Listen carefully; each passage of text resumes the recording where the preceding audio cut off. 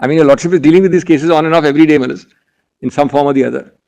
But here, Malas, none of these 4 or 5 possibilities is allowed to be tried, because you adopt a 3-step procedure to annihilate the 10th schedule.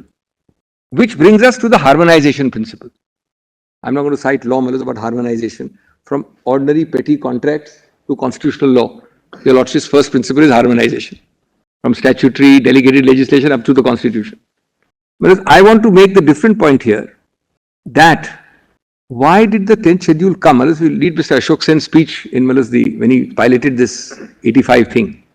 The whole purpose is that you have come through a party seat, you go and face the electorate again, whether with that party, independent or a third party. That's the whole long and short of this, Malas. Have your Lordship ever heard this happening except in some very rare cases in England or other democracies? There's no concept, I've come on a party, I'll either resign or I'll just leave that and fight again from another party. That was the whole purpose of this. But what you are telling the court is that no, I will affirmatively not resign. I will not go to the EC. Why? Because I'm scared that somebody will disqualify me. But then what was Mr. Ashok Sen enacting in 1985, Malas? He's enacting a power of disqualification for changing a party.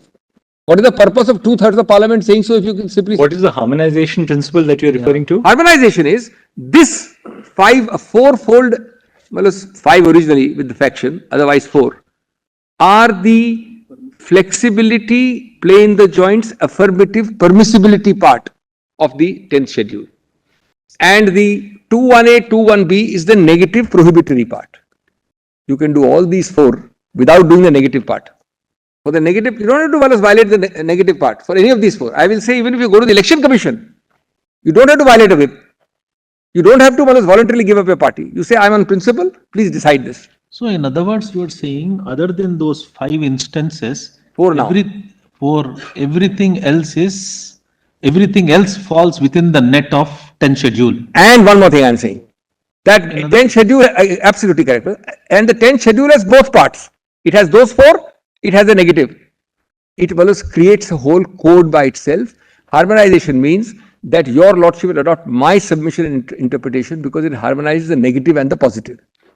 Now for 30 seconds, see if your Lordship does not adopt the harmonization principle. The only thing a Lordship will have to validate is a 3-step procedure. There's nothing else, Malas. It's staring a Lordship in the face. The 3-step procedure, I want to ask myself, Malas, in which case will the 10th schedule bite? Let's, Malas, be very blunt. What your Lordship will do is your Lordship's domain. But today, your Lordship's other option, other than my option, which I am submitting most humbly and respectfully, is adopt the 3-step procedure or validate it or recognize it. Malas, then how will 10th schedule apply? It cannot. And then, Malas, your Lordships would be actually adopting an interpretation which reduces the 10th schedule to vanishing point. Actually vanishes, that's vanishing point, it vanishes. Every case of defection, I will say, I will not resign. I won't go to the EC. I won't merge. Merger is given to you by the para 4 of the 10th schedule. I will not do it. But, as your Lordships was told, I am the party, I am the overwhelming majority, I am the main person, I am it. I am it. Therefore, to hell with the 10th schedule. So, Malas, on principles of interpretation and much more so of constitutional interpretation than even statutory, this is a much better way to look at it than, Malas, the contrary view. Because your Lordship, Malas, gives meaning to both sides and your Lordship does not adopt something. What is this other adoption which is propounded to your Lordships? On the high moral principle of democracy, dissent, free speech. Each of my 4 options gives you that option. So what the 10th schedule does is, it says, I am giving you a free speech option. I am giving you a democracy option, but within my own terms. I am not giving you a jungle raj, free speech and democracy option. Otherwise, why would I enact a 10th schedule? See, but merger, Dr. Singhvi, was not an option open to them because they were not claiming to merge their party with either the BJP or any other party. With respect, I'm sorry to interrupt. Why not? So, merger was not an option. No, it was an option. They did not choose to exercise it. You're right. That's correct. It's an option. They chose not to exercise an option. In the abstract, but they were not following the merger route at all because it's not their case that, look, this part of the Sena that's exactly my point. With another party. That is not That's here. exactly my point with greatest humility. Then the only point is that in a situation like this, where they say that we have lost faith with the leader of the party, yes, then the only option according to you is that you resign and recontest. No, no. I will stick to my 4 options. I'll say all the 4 options are No. What do they do then? No. Whereas resign is one. Right. These 9 people will merge with another political party. Why not? But the fact that I don't exercise an option that is not an option, because merger means that their political identity as the Shiv Sena is lost then. Well, then in that case, if the 10th schedule says that I recognize only this path of exit from this room, you can't say I'll make a new tunnel to get out. But Dr. Singh, He can't make part of your argument is a problematic argument. Problematic. I'll tell you why. Because your argument postulates that if you have a dissension, then the only way you can express the dissension is to leave the party and merge somewhere else. They say, sorry, we don't want to leave. I mean, ideologically, I am a Shiv Sena man. I don't want to leave, he says. He says, I don't want to leave the party. So, as per kindly your see, argument, kindly see the consequences. even if somebody applies to the election commission at the initial stage instead of in the legislative assembly, and says that we now want the political party to that we are the political party, recognize us. So even that, according to your argument, is impermissible then? No, because that's outside the so long as 5 instances that you have given. No. One of my 5 is EC. He's not resigned. I beg your pardon. No. One is resignation, one is split, which is gone now, one is merger. The 4th is EC. He's saying that 4th is EC. Now, if I apply to EC without violating a whip and get a decision, if I apply to EC without voluntarily resigning, it's perfectly permissible. I can't be saying I'll topple first and then I'll apply to EC. So remain a member, be a part of it, and contemporaneously vindicate your principle. Absolutely. I just see the reverse of it, but just consider how it will apply. You first topple the government, then you go to the EC. And why did you like the 10th schedule? That we understand. No, and also, apropos my Lord Chief Justice query, are you harmonizing or not? One more thing. The fact that you don't choose consciously not to exercise an option does not mean you can wish away the option. The option is a constitutional option. It's a constitutional option. It's as equal to split as it was earlier. You don't exercise it, it really amounts to saying this, I want to avoid the 10th schedule. So I will put blinkers and close my eyes to 4 options available. 4 constitutional options, the 5th one is deleted. And I will choose a new option, which is only the 3-step procedure. First, disable the speaker. Second, approach the governor. Third, be sworn in. See, the negative prohibition in the 10th schedule is twofold. 1, voluntarily giving up a membership.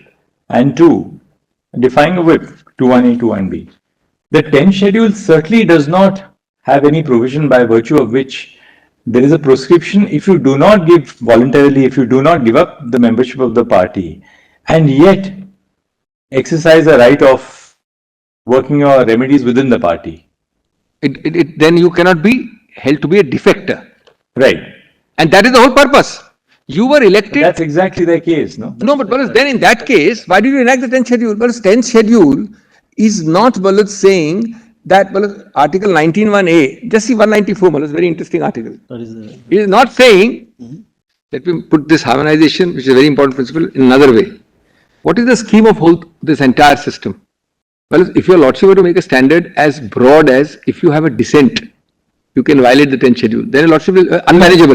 But your argument, Dr. Singhvi, would be, the extreme argument on this side, which possibly you can adopt also, is that any dissension amounts to the voluntary giving up of the membership of a party. No, I'm going to give more. I'm not extreme. The other argument is extreme. I'm going to give a harmonized answer. Immediately to that, the principle can never be dissent. I'm not happy, therefore I can go. 3 answers. 1, everybody has dissent. Which political party? There are enough inbuilt outlets within the party to express dissent. 1. That is what your lordship will always say. 2. The dissent within the party at the appropriate fora can be followed by any of these 4. 3, you if you are having dissensions and you are not satisfied with the party system, then you will simply express it that I am resigning or going away with 9/10 of the people. But how will you say that mere disagreement entitles me to topple? Here they have not expressed dissent. This is not a case of dissent. I have not gone out and spoken against the party. Dissent plus, this is dissent plus. Dissent plus toppling. Your Lordship remembers I started, because I think there was a Navam Revia hearing. Your Lordship notices, 191(2) and 194. Lordship may not remember that, but just kindly turn to that for a minute. 191(2) is a clear statutory, constitutional prohibition in the 10th schedule saying you shall be disqualified. That's the 10th schedule comes from 191(2). Now, 194, which follows 2 clauses later, says, subject to the provisions of this constitution, there shall be freedom of speech in the legislature. And 19(1)(a) is even more reasonable restrictions. Now, it can't be that mere saying free speech, I can violate, I'll violate, you can act within the party constitution. Whatever the party constitution allows, some party constitutions have even appellate bodies, some have 2-level things. You can actually do all of it. Before you go by these 4 escape routes of merger, resignation, you can do all of it. But ultimately, if it doesn't work, you have to take these 4 routes. And 194(1) makes it clear, subject to the provision of this constitution and to the rules and standing orders regulating the procedure, there shall be freedom of speech in the legislature of every state. This is not an open-ended charter. And plus, kindly see the consequence. Dr. Singhvi, according to you, when does the governor then order a trust vote? No, the governor has no role at all in such a situation. Governor, first answer your Lordship is when the government is formed, or when the government is about to be formed. That's the inception argument. The governor will never come into a 10th schedule situation. It's what is the Lordship considering? An intra-party dispute. At the end of the day, what is this? Dissension. I don't like you. I don't like you. Intra-party. How does it come to intra-party dispute? How does it even recognize it? There are all kinds of feuds going inside parties. How does my Lord lay down in English language a judicially manageable standard to control the governor peeking into intra-party disputes? It will be the thin end of the wedge.